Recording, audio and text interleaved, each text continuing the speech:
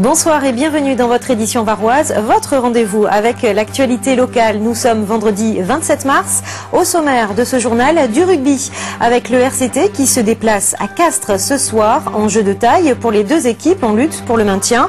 La fin d'une bataille qui a duré 33 ans sur le rocher de Roquebrune. Une villa qui défigurait le paysage a été démolie. Et enfin, de la musique, de l'humour et de la magie. Les fantaisies toulonnaises sont de retour à rendez-vous à la fin de ce journal. Le tournoi Destination est terminé, le top 14 reprend donc ses droits et dès ce soir, le rugby club toulonnais se déplace à Castres. Après deux résultats décevants à domicile, les Rouges et Noirs doivent absolument se ressaisir pour rester dans la course au maintien. Retour au travail pour les Rouges et Noirs après un week-end de trêve dû au tournoi Destination. Le rugby club toulonnais est en net regain de forme ces derniers mois. Mais il reste sur deux déceptions à Mayol, un match nul contre Bayonne et une défaite concédée face à Perpignan. Ces quelques jours de repos ont donc fait beaucoup de bien aux joueurs et à leur morale. L'équipe il a eu plus de temps ensemble, et plus de temps de travail, mais de toute façon l'équipe, ça se voit dans les matchs, il travaille très bien, ça fait plusieurs mois et je crois à une petite trêve ça fait toujours du bien. Remobilisé, le RCT s'attaque maintenant à un adversaire direct pour le maintien, le Castres Olympique. Au match aller, les Castrés s'étaient imposés au stade Mayol. Il y a donc de la revanche dans l'air, mais la tâche ne sera pas des plus faciles. On sait qu'ils nous ont battus à Mayol, donc bien sûr qu'on aimerait bien aller leur rendre l'appareil, mais bon, on sait que cette équipe de Castres est très solide. Ils ont fait un bon match, le dernier match à Toulouse. Ils ont passé pas loin de 30-35 points à Montauban chez eux. Donc voilà, on sait très bien que ça va être difficile. Bon, espérons que ce soit plus difficile pour eux que pour nous, mais bon, on verra bien. Il ne reste que 6 matchs avant la fin de la saison. 6 dernières marches à gravir pour rester en top 14. Les Toulonnais entendent bien éviter le moindre faux pas, histoire de ne pas passer pour les pigeons de service. Et après plus de 2 mois d'absence pour cause de blessure, le néo-zélandais Jerry Collins est de retour dans le groupe. Castres-Toulon, c'est ce soir dès 20h35. C'est une victoire écologique pour le conseiller général du canton du Muy. Depuis 33 ans, il livrait bataille pour faire démolir une villa qui défigurait le site du rocher de Roquebrune. Ce matin, le dernier mur est tombé sous la masse des démolisseurs et les 90 mètres cubes de gravats doivent être désormais évacués par hélicoptère. Un décor de western, ce rocher de Roquebrune. Lui, qui avait préservé les habitants des invasions et de la peste de l'an 1000, était affligé depuis 30 ans d'un furoncle malin. Cette villa, construite par un citoyen belge, très difficile à extirper.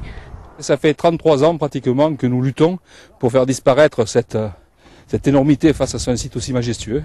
33 ans de démarche, 33 ans de boulot, 33 ans de pression. Et aujourd'hui, c'est la plus belle des réussites. On va enfin permettre à la nature de retrouver son cadre. Au départ, le permis de construire était surprenant, certes, mais légal. Le conseiller général du canton et enfant du pays a dû déployer 1000 procédures pour éradiquer la verrue, qui ne fut d'ailleurs jamais habitée. Il a fallu en fait négocier, menacer, voire même donc faire en sorte d'exproprier, mais c'est difficile. Et en fait, lorsque le département a décidé de classer l'ensemble du rocher en espace naturel sensible, d'intérêt départemental, nous avons engagé des négociations avec le propriétaire. Elles ont abouti l'année dernière et nous avons pu faire une négociation à l'amiable. Dans ce site protégé et difficile d'accès, les engins de chantier sont proscrits. Des barres de fer dans le rocher, des mètres cubes de béton, des murs en briques doubles. La construction s'est révélée coriace aux démolisseurs. Quant aux citoyens belges, il ne s'est pas montré sur les lieux de son exploit. Rendez-vous des gourmands et des gourmets. Le salon Bacchus a ouvert ses portes aujourd'hui à Toulon, à Place d'Armes. Traditionnelle fête des vins et de la gastronomie, Bacchus permet de découvrir l'agriculture varoise, ses produits et notamment son rosé. Si le coupage de vin blanc et rouge n'est pas encore appliqué, il n'en inquiète pas moins les producteurs récoltants. Je vous propose d'écouter l'un d'eux. On investit de plus en plus pour faire des vins de très haute qualité en rosé. Le fait de faire du rouge et du blanc, c'est la solution de facilité. Et j'ai peur que ce soit un gros problème économique pour le département du Var ainsi que donc pour l'appellation Bandol. Le pongiste Stéphane Messi, médaillé de bronze par équipe aux Jeux Olympiques et Paralympiques de Pékin, s'est vu remettre cet après-midi la croix d'officier de l'Ordre national du mérite. Hubert Felco a décoré un autre Varois, William Robert Péan, président du comité régional handisport. Il a reçu, lui, les palmes académiques. Nous avons ouvert ce journal avec du rugby. Il en est encore question dans l'agenda sport. On continue avec du rugby. Pas encore le top 14 pour les joueurs de la Seine-sur-Mer, mais la Pro D2 en ligne de mire. Dimanche à 15h, les Sénois invaincus chez eux reçoivent les Basques de Saint-Jean-de-Luz. L'occasion pour les Varois de prendre des points et d'engranger de la confiance. En football, on joue demain dans le championnat de France amateur. 2 équipes de Rhône-Alpes débarquent dans le Var. Saint-Priest dans la banlieue lyonnaise viendra défier le solide leader hier sur sa pelouse. Début de la rencontre à 17h. Une heure plus tard, le Sporting Toulon accueille à Bon-Rencontre Andrézieux. Les Toulonnais toujours deuxième du classement et qui tenteront de ne pas se faire trop décrocher par le voisin hierrois. Hier qui vibrera au rythme du basket dans la soirée. Au programme du HTV, du très lourd avec la venue d'Orléans, longtemps leader de la Pro A. Les joueurs du Loiret ont un statut à assumer, tandis que hier Toulon cherche toujours des points pour assurer son maintien. Le match débute à 20h. Et pour terminer ce journal, sachez que le Music Hall est de retour sur la rade. La semaine prochaine se tiendra la 2e édition des Fantaisies Toulonnaises. Au programme de la musique, de l'humour et de la magie, vous aurez l'embarras du choix.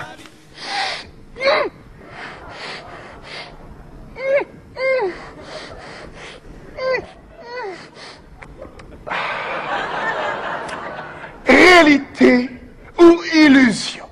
La réalité, c'est qu'il sera pour la 2e année consécutive l'une des attractions des Fantaisies Toulonnaises. Éric Antoine, le magicien humoriste, présentera son nouveau spectacle Satisfait ou remboursé. Pas de désillusion a priori, vous devriez être satisfait.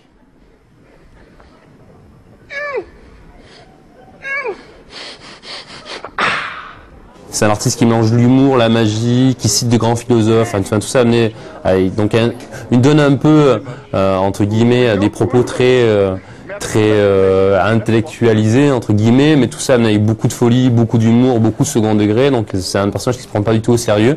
D'accord, je suis comme ça tout seul dans mon appartement en train d'écouter du rock, je suis avec cette tête un peu niaise, et puis d'un seul coup, il y a une fille qui arrive, qui sonne. Qu'est-ce que je fais? Hop, vite fait, je mets un CD de jazz, hop. Après le succès de l'année dernière, les Fantaisies Toulonnaises promettent encore plus de magie, plus de folie et plus de rire. Des jeunes talents prometteurs et des artistes confirmés seront de la fête. Le Music Hall dans toute sa splendeur, comme à la belle époque. Puis au moment où elle arrive comme ça, elle me dit ça va? Je dis ouais bah. Ah tiens, j'étais en train d'écouter du jazz, tiens. Et là, je sais que je vais la niquer. On renoue avec ça, avec le passé de la ville. Toulon était une grande ville de music-hall dans les années 20 et 30. Et c'est aussi pour moi la liberté d'avoir une programmation éclectique, vivante, très positive, très envolée, plein de surprises. Les Fantaisies Toulonnaises, ce sera du 30 mars au 4 avril. Dépêchez-vous, certains spectacles sont d'ores et déjà complets. C'est la fin de cette édition. Merci de votre fidélité. N'oubliez pas, vous pouvez retrouver toutes ces informations sur le site internet de France 3 Méditerranée. On se quitte avec la météo.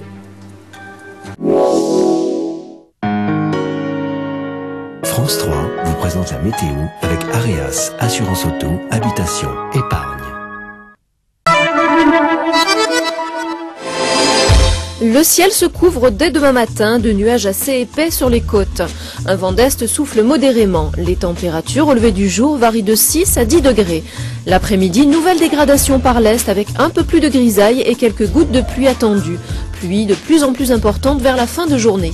Le vent se renforce en bord de mer où il pourra atteindre ponctuellement les 70 km/h. Les maximales seront en baisse avec 17 degrés attendus au meilleur de la journée à Hyères et Draguignan. Dimanche, encore des nuages et quelques gouttes de pluie à l'est. Pour lundi, enfin, beaucoup de grisailles et des pluies faibles sur l'ensemble du Var cette fois. Attention, n'oubliez pas demain d'avancer vos montres d'1 heure. Très bon week-end à tous. France 3 vous a présenté la météo avec Areas, assurance auto, habitation, épargne.